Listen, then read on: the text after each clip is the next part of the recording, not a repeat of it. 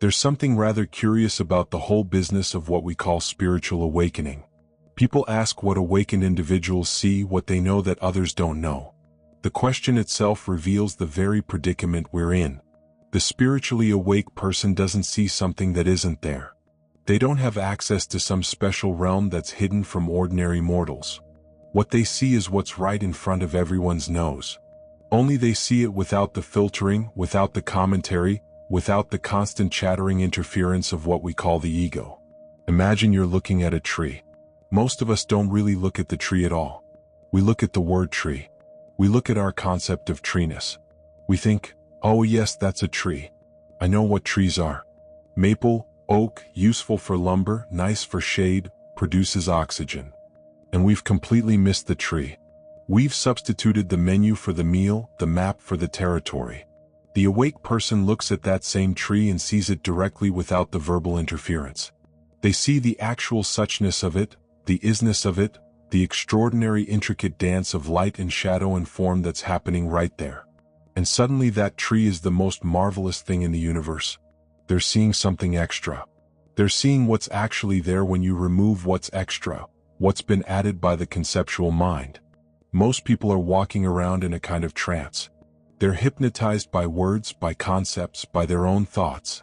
They think that their thoughts about reality are reality. It's as if someone spent their entire life looking at photographs of the ocean and thought they knew what the ocean was. Then one day they go to the beach and wade in and the waves crash over them and they say, "Good God, this is nothing like the photographs." That's what awakening is like. It's the difference between the photograph and the actual experience. The curious thing is everyone has had moments of this.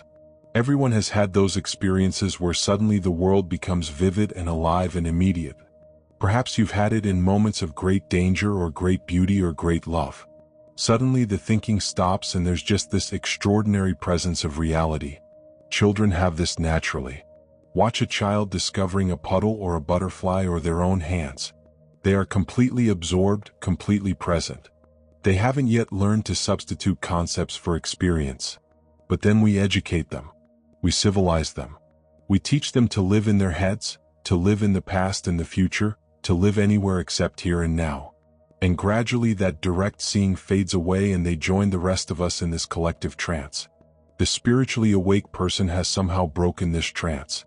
Perhaps through meditation, perhaps through some crisis or shock, perhaps through philosophical inquiry. It doesn't really matter how.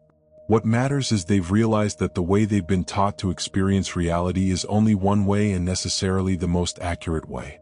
They've discovered that their thoughts about things are the things themselves. The awake person sees that there is no separate self in the way we usually think of it. I'm saying they don't exist or that you don't exist. What I'm saying is that this feeling we have of being a separate ego locked inside a bag of skin, totally separate from the rest of the universe, that feeling is a fiction. It's a very convincing fiction, mind you, but a fiction nonetheless. We've been taught to identify ourselves with this little voice in our head, this internal narrator that's constantly commenting on everything. I like this. I don't like that. I'm worried about this. I'm hoping for that. And we think that little voice is us. But the awake person has realized that they're that voice. The voice is something that happens within their awareness, but it isn't what they fundamentally are. Think about it this way. You can be aware of your thoughts. You can watch them come and go. So if you can observe your thoughts, you can't be your thoughts, can you? That which observes is the observed. The awake person has discovered that they are the awareness in which everything arises. Thoughts, feelings, sensations, the whole world. They're a thing inside the universe. They are the consciousness in which the universe appears. This isn't some sort of grandiose delusion. It's about thinking you're God in some egotistical sense. It's quite the opposite. It's the dissolution of the ego, the realization that what you really are is much more fundamental than this little character you've been playing, this role with your name and your history and your ambitions. The awake person sees through what could be called the skin-encapsulated ego. They realize that the boundary between inside and outside, between self and other is conventional, absolute. When you breathe in, the air becomes you. When you breathe out, you become the air. When you eat an apple, the apple becomes you. Where do you end and the world begin? The line is arbitrary. We draw it for convenience. But nature knows no such line. And when you really see this, when you really get it in your bones as an intellectual idea but as a direct perception, everything changes. You realize that you're a stranger in the universe. You're some cosmic accident, some little flash of consciousness that somehow got lost in a mechanical, meaningless cosmos.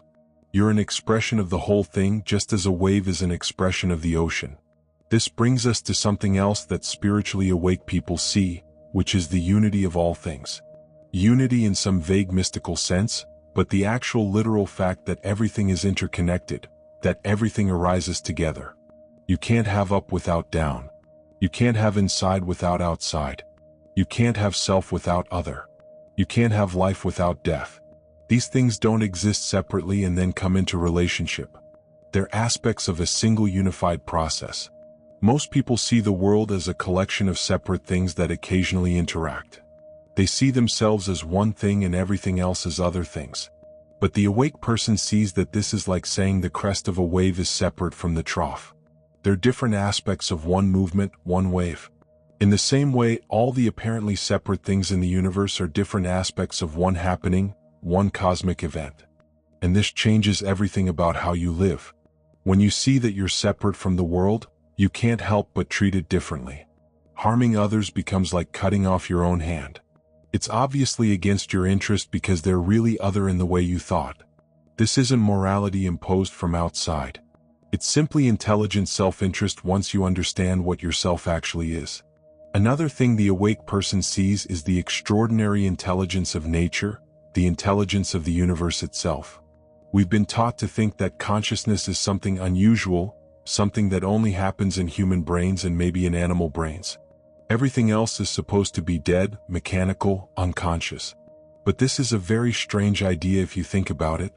How did conscious beings emerge from an unconscious universe? How did intelligence arise from stupidity?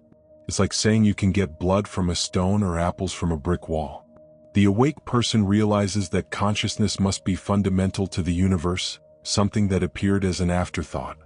The universe must be intelligent in its very nature, or intelligence could never have appeared within it. Look at your own body. You don't consciously beat your heart or digest your food or fight off infections or grow your hair. All of that happens spontaneously, intelligently, without any deliberate effort on your part. The same intelligence that grows grass from the soil and turns caterpillars into butterflies, that intelligence is what's beating your heart right now. You're doing it. It's doing you. The awake person sees that they're controlling their life in the way they thought. The ego doesn't actually do anything. Thoughts arise spontaneously. Actions happen. The sense of being a controller, a separate agent making decisions, that's just another thought arising in the stream of consciousness. In reality, you're being lived by the universe just as a wave is being waved by the ocean. This might sound terrifying at first. People think, if I'm in control, then what? Am I just a puppet? Do I have no free will? But this is still thinking in terms of separation, of me versus the universe. What the awake person realizes is that the controller and the controlled are one. The universe isn't forcing you to do anything. You are what the universe is doing at this particular point in space and time. When you see this, there's a tremendous relief, a tremendous letting go. All that anxiety about whether you're doing the right thing, making the right choices, living your life correctly, it falls away. You realize you can't make a mistake because you're separate from the process. You can't do anything other than what you do because you're separate from the power that's doing it. This doesn't make you passive or irresponsible. It makes you spontaneous, natural, free. The spiritually awake person also sees through the illusion of time in a very profound way. We think of time as this river flowing from past to future, and we think we're being carried along in it. But actually there is only now. The past is a present memory. The future is a present anticipation. Both exist only as thoughts occurring now. The awake person lives fully in the present moment because they see that's the only place life ever actually happens. Most people are never where they are. They're always living in their heads, in memories of the past or fantasies about the future. They're thinking about what they should be doing, what they should have done, what might happen tomorrow. And meanwhile, life is happening now and they're completely missing it. They're missing the miracle of this moment. This breath, this sight, this sound. The awake person has somehow managed to come back to the here and now. They've realized that this moment is all there is and it's completely sufficient. In fact, it's perfect exactly as it is. This doesn't mean they don't plan for the future or learn from the past. But they don't confuse those mental activities with reality. Reality is always now. And in this present moment, when you really settle into it, something extraordinary happens. The mind becomes quiet. The constant stream of commentary stops or at least fades into the background. And there's just this awareness, this open spacious consciousness in which everything is appearing. And you realize that this awareness, this consciousness is what you really are. It's been here all along, but you've been so busy thinking about things that you never noticed it. This awareness is very simple, very ordinary, and yet it's the most profound thing in the universe. It's the light in which everything appears. Without it, there would be no world, no experience, no anything. And it's what you are as an object or a thing, but as pure subjectivity, pure presence, pure being. The spiritually awake person rests in this awareness. They identify with the passing show of thoughts and feelings and sensations, but with the awareness in which all of that appears. And from this perspective, everything looks different. Problems don't disappear, but they lose their power to disturb. Pain is still felt, but there's no suffering added to it by resistance and complaint. Joy is experienced more fully because there's no fear of losing it. Life becomes play, a cosmic dance, a game. In the sense of taking it seriously, but in the sense of taking yourself too seriously. You realize you're playing a role, a character, but you're limited to that role. You can be in the world fully, engaging completely, and yet be of it, be trapped by it. This is what the spiritually awake person sees. They see reality directly without the filter of concepts. They see the unity of all things. They see that consciousness is fundamental. They see that there is no separate self. They see that all there is now. And they see that what they really are is the awareness in which all of this appears. The beautiful, frustrating, wonderful thing is that I can tell you all of this, but it won't help you one bit unless you see it for yourself. These are just more words, more concepts, more items on the menu. The real feast is available right now in this very moment if you would only stop reading the menu and start eating. Look at what's actually here. Listen to what's actually sounding. Feel what's actually present. And in that direct contact with reality, you may discover what the spiritually awake already know, that you are that reality looking at itself through these particular eyes.